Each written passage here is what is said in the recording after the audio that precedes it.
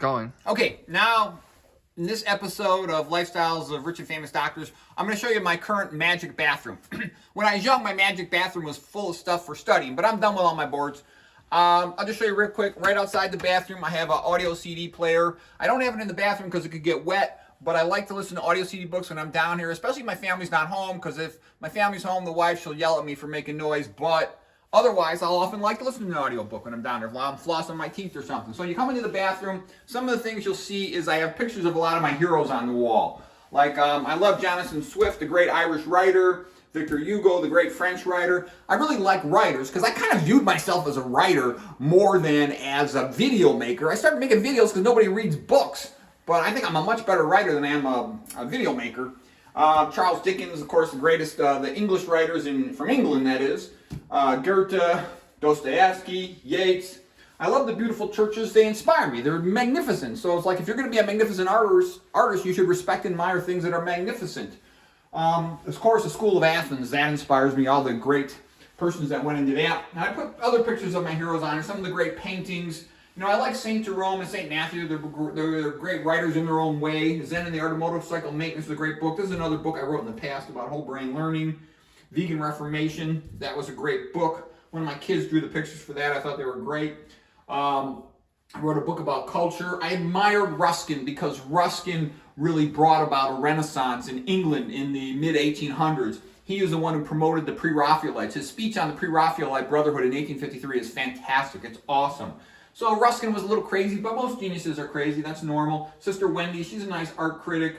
So those are certain things. Over here, I got, another picture from the Pre-Raphaelite Brotherhood. I like to see Michelangelo's Sistine Chapel every day. It inspires me because I always give me more energy. Because a lot of people ask me, how do I have so much energy? How can I crank out a book in 3 months? It's like it's written in my head and I just crank. I can crank all day. I can concentrate all day. That's what a low-fat vegan diet does. It makes you smart and focused. You can just do what you want to do.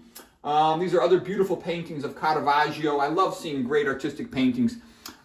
This is just St. John at Patmos in exile. And of course, a lot of the best writers are all in exile. So it inspires a person to write, gives them creative time. This right here is Ruth Hyder. She's the lady who cured herself of metastatic cancer. And she's like 80 years old. She says, I work out every day. So I put this picture of her up here. I like her. Plus also, if an 80-year-old lady can work out every day, I got to make myself exercise every day. I love the Pietà, the most beautiful statue ever by Michelangelo. Oscar Wilde, I love him because he's an Irishman and he went into England and he became the best playwright. He screwed up his own life. He was much more Catholic than people realize. But I admire him for that because he's funny in his use of chiasmus. This guy right here is a great literary critic and he figured out what is it that makes writing good. All the little personal asides. And his name is Christensen, Francis Christensen. Orwell was a fantastic writer, of course. A lot of my histories, too, were weightlifters and athletes, and I'll put a picture of them up in there. It inspires me. Edgar Allan Poe, magnificent writer, the first of the rappers. I like the Greek playwrights, Aeschylus, Sophocles, Euripides, Aristophanes. I got a picture of Dennis Burkitt up here, Cardinal Henry Newman, Keith Green, the singer, and a lot of these other things. I love Augustus Pugin, the architect. He was just magnificent from the Gothic Renaissance in the mid-1800s in England. Luther, I have a picture on. Even though I kind of have a love-hate relationship with Luther, he's actually one of the most entertaining, kind of crazy Christian writers that ever lived. I don't disagree with him on plenty of things, but he was brilliant in some other things. So anyways, seeing all these inspiring people and works of art and great writers, every time I go into the bathroom, it's a motivator. So that's one of the things people ask me. Where do you have the energy? Where do you have the time to write 20 books? To crank out, 380 videos, and it's just because I just make a list of what I want to do, and I do it. I don't have any problems with being distracted. None. Like I say, I don't avoid temptation. Temptation avoids me.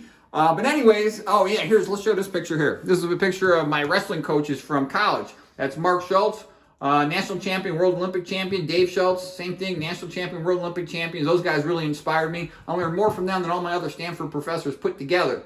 So anyways, if you surround yourself with good things, it inspires you to good efforts. And I see all these guys who are workaholic, megalomaniac, hard workers, so why shouldn't I be?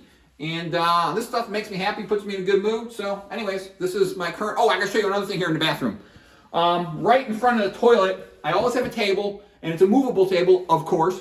And so I always have a big textbook on the table. So I read through, while you're there, it's entertainment. There's nothing else to do. So I read through these, complex big textbooks. I crank through them. That's how I've read through tons of textbooks by doing this. The next thing is I always have a paperback. So for number 2s, that's like, Mozart used to write, I think it only fitting to write while shitting. And so I think it only fitting to read in that moment. And then the Monty Python, they had a skit that said, every sperm is sacred. And I said to myself, every void is sacred. So every time I'm doing a number 1 by the Lou, I'll always be reading a paperback. I read tons of books. I read at least 1 book, cover to cover, every week in that way. Sometimes more than that. Because you'd be amazed how often you got to keep going back and forth in the bathroom for every little thing. To wash up, to wash your hands, dry your teeth, etc. So anyways, all of these things have really helped me. I like my Celtic cross right here. Before I do my high repetition squats, I always say a prayer to my Celtic cross. Please help me be strong so I can concentrate and maintain good position throughout my squats. Okay, and it seems to help me. So anyways, that's the current version of the magic bathroom.